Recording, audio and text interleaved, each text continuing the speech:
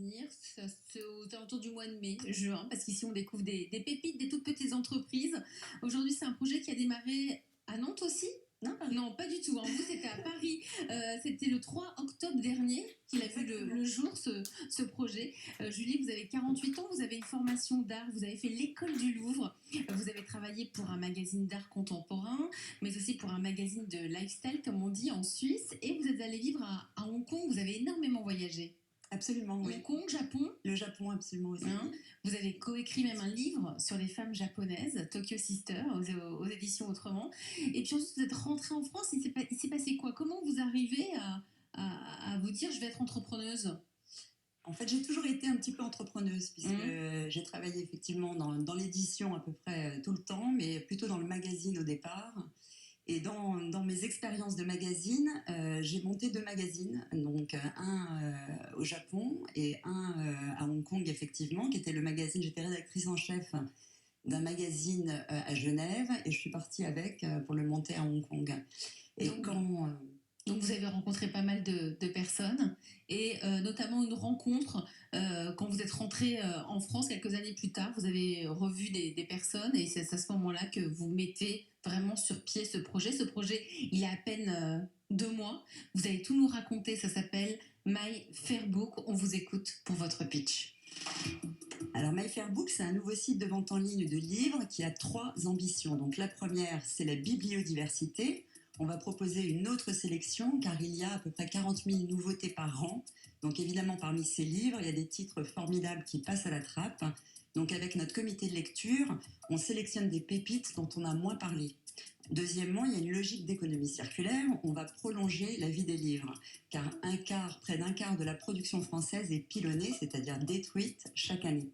Donc on va ouvrir une nouvelle vitrine à certains livres dont il reste du stock. On va sélectionner dans les greniers des éditeurs pour lutter à notre niveau contre le gaspillage. Et puis troisièmement, il y a la prescription. Chez nous, les lecteurs sont guidés, car tout le monde n'a pas la chance d'avoir une librairie en bas de chez soi.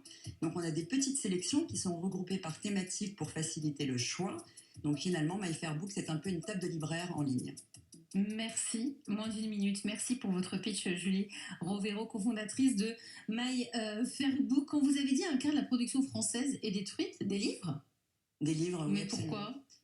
Parce qu'il y a une surproduction, je pense que c'est vrai. Chez vous aussi, c'est vrai, Casson? Une surproduction? Non. Non, tous nos livres sont absolument essentiels. Non, mais les chiffres que Julie Rovero évoque sont ceux du Syndicat national de l'édition. Oui. Voilà. Alors heureusement, on peut rassurer les auditeurs, essayer de les rassurer, mais ces livres pilonnés, la matière est valorisée. Donc c'est recyclé. Mais c'est vrai que d'un point de vue même artistique, il y a beaucoup de livres. Prenons la dernière rentrée littéraire en septembre, il y a à peu près un peu moins de 600 romans qui sont parus. Là-dedans, il y a beaucoup de romans qui sont passés inaperçus, qui sont vendus à quelques dizaines d'exemplaires peut-être. Pas assez vendus. Et pas assez vendus. Et puis vous savez que les libraires ont heureusement en France un droit de retour. Donc ils peuvent retourner à l'éditeur les livres qu'ils ont achetés après 3 mois environ.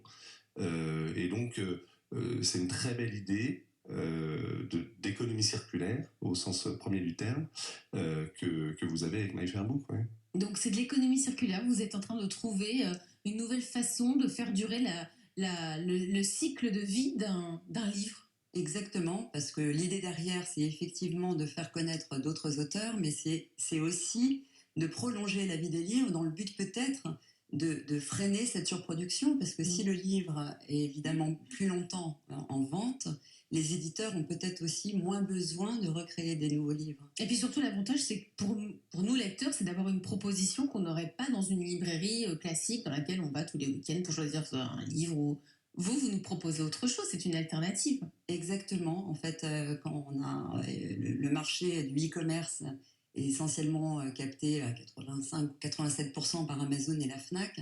Et c'est vrai que ce n'est pas des endroits où on fait des découvertes. Donc, on fait des découvertes choisies par Amazon ou la Fnac, mais pas d'autres découvertes, c'est vrai.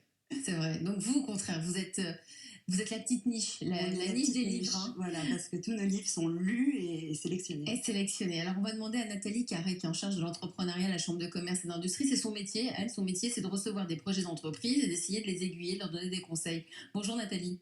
Bonjour Elisabeth, bonjour tout le monde. Alors My Fair Book, les points positifs. Vous aimez lire, vous, Nathalie? malheureusement, comme beaucoup de gens, pas beaucoup de Pas temps. beaucoup de temps. Bon, en tout cas, quels sont les points positifs pour vous de My Fair Book? Et ben après la SPA, voici la SPL, la Société de protection des livres abandonnés. Je pense que beaucoup ignorent ce gaspillage annuel, alors bravo pour votre solution originale et qui rend service aux auteurs, aux maisons d'édition, aux lecteurs et à la planète, et qui s'intègre évidemment parfaitement à côté de la solution du livre d'occasion.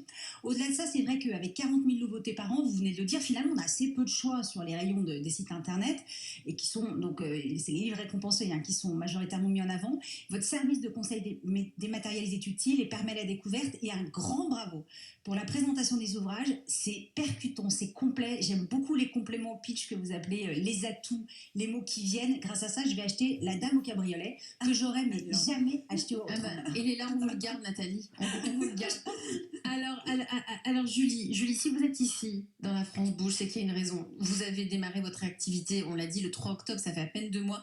Déjà, plus d'1 millier d'abonnés à votre newsletter, c'est vachement bien. Oui, en fait, on avait décidé de commencer à créer notre communauté un petit peu avant. Donc, ça fait quelques mois déjà qu'on a envoyé une newsletter pour donner un petit peu le ton My Fair Book. Donc là, on piochait dans nos bibliothèques. C'était pas des livres qu'on vendait, mais c'était déjà pour créer un petit peu... C'est la librairie alternative finalement, oui, en ligne.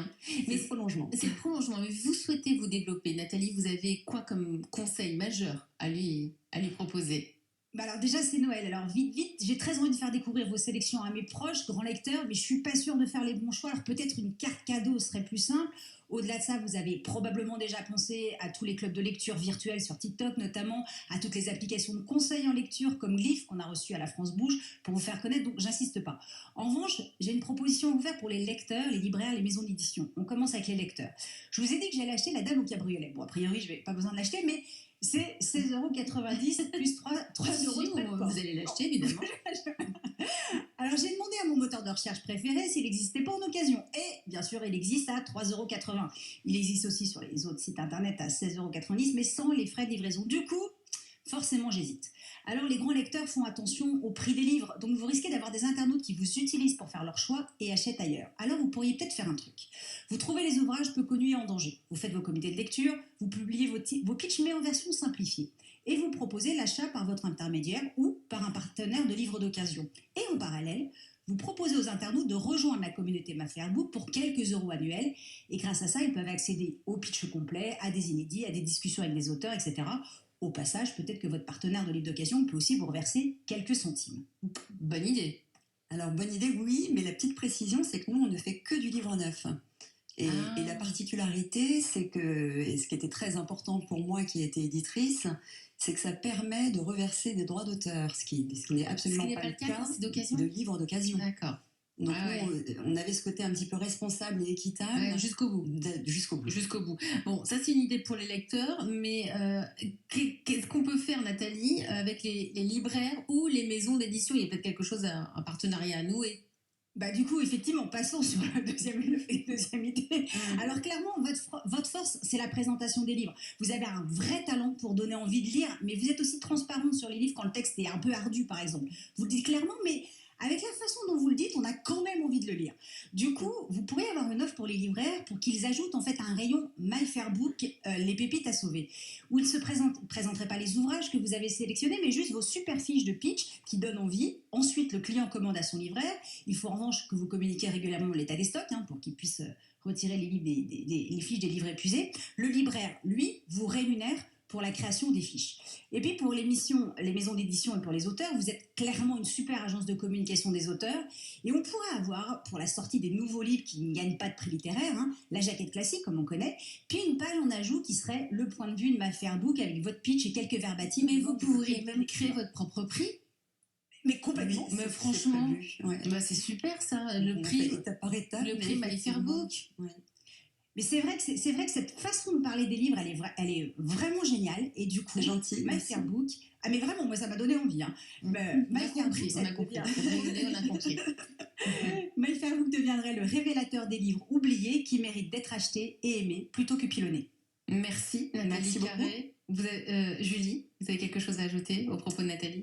Non, je suis très sensible aux remarques, en tous les cas, pour notre façon de présenter les livres. C'est vrai qu'on a vraiment pris du temps pour ça, parce que l'idée, c'était effectivement de raconter le livre différemment. On n'a pas du tout, on s'est pas servi de la 4e de couverture. et avec nos émotions. Donc plus, on n'a pas forcément raconté toute l'histoire du livre, on a plus parlé de ce qu'on avait ressenti pendant qu'on lisait le livre. Et puis pour les gens qui veulent aller un petit peu plus vite, on a un système effectivement de mots-clés pour savoir tout de suite de quoi on parle. Les atouts, on met en avant les atouts du livre. On met évidemment un fragment, ce qu'on appelle un fragment, donc un petit extrait du livre. Et effectivement, de temps en temps, on parle de annoter quand il nous semble important de dire que c'est un livre pour un public averti, qu'il y a des scènes de violence. Oui, tout est prévenu. Aujourd'hui, vous avez eu une subvention de la BPI, la Banque publique. Oui. Mais on vous a, mais rien de plus. Vous ne demandez pas d'argent aujourd'hui. Vous ne cherchez pas à avoir des financements. Temps, si. Tranquille. Tranquille. Non, on a effectivement eu la chance d'avoir la subvention de la BPI. Mais on s'est dit on nous a surtout conseillé d'avoir plutôt un an d'activité. Ouais, là, ça fait à peine 2 mois. Il n'y a pas encore de recul suffisant. Séverin Casson, vous en pensez quoi de tout ça? Je pense que c'est très dans l'air du temps. Et vous connaissiez? Vous avez entendu parler? Oui, je connaissais. Pour être tout à fait transparent, j'ai eu le plaisir d'être interrogé, entre guillemets, par Julie et Patricia, son associée, qui ont rencontré plusieurs maisons d'édition, enfin des acteurs de la chaîne, voilà, dont des maisons d'édition et dont je faisais partie. Donc on a pu échanger il y a quelques mois sur la jeunesse de leur projet. Non, c'est un très beau projet. Vous, par exemple, avec les beaux livres, je pense aux beaux livres parce qu'ils ont un certain prix, est-ce que vous pourriez les solder? Est-ce que vous faites des opérations de promotion? Alors, la France est un pays particulier, il y a d'autres exemples, mais avec un prix unique du livre. Donc qui est vraiment, et ce qui est un système formidable qui a 40 ans. Mais pas pour les beaux livres. Si, pour l'ensemble des livres. Voilà. D'accord. Donc, un livre, et beaucoup de Français l'ignorent, un livre neuf a le même prix, quel que soit l'endroit où on l'achète. On l'achète en ligne ou chez un libraire, une grande surface, etc. Ce sera le même prix partout. Et ça protège, c'est un système qui a permis depuis 40 ans de protéger et de permettre aux libraires indépendants de se développer. Alors, parfois, quand un livre arrive entre guillemets en fin de vie, on est sûr de ne pas le réimprimer, etc., il peut avoir des baisses de prix, des soldes, pour utiliser un terme générique. Voilà. Mais c'est plutôt l'exception.